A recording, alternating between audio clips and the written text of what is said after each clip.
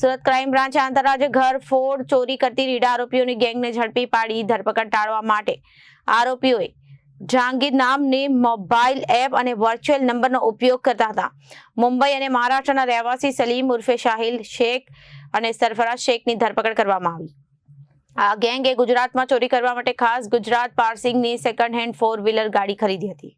મુંબઈ અને મહારાષ્ટ્રના રહેવાસી સલીમ ઉર્ફે સાહિલ શેખ અને સરફરાઝ શેખની ધરપકડ કરવામાં આવી છે. આ ગેંગ ગુજરાતમાં ચોરી કરવા માટે ખાસ ગુજરાત પાર્સિંગ સેકન્ડ હેન્ડ 4-વ્હીલર ગાડી ખરીદી હતી. તાજેતરમાં અડાજણ વિસ્તારમાં થયેલી બે મોટી ઘરફોડ ચોરીના ભેદ ઉકેલાયા છે. પોલીસ દ્વારા ગાડી, 28 કાંડા ઘડિયાળ અને રોકડ સહિત કુલ મળી 4,28,000નો મુદ્દામાલ કબજે કરાયો છે. દિવસ દરમિયાન રેકી કરી બંધ મકાનને ટાર્ગેટ કરતી હતી આ ગેંગ. આ ખતરનાક ગેંગમાં પકડાયેલા આરોપી સલીમ શેખ સામે કર્ણાટકમાં 40 જેટલા ઘરફોડ ચોરીના ગુના નોંધાયેલા છે. આ ગેંગ ગુજરાત ઉપરાંત કર્ણાટક અને મહારાષ્ટ્રમાં પણ સક્રિય હતી. ચોરી દરમિયાન પકડાઈ ન જાય તે માટે આરોપીએ મકાનમાંથી સીસીટીવી કેમેરાનું ડીવીઆર પર ચોરી કરી લેતા હતા. Bureau report, Janadesh news.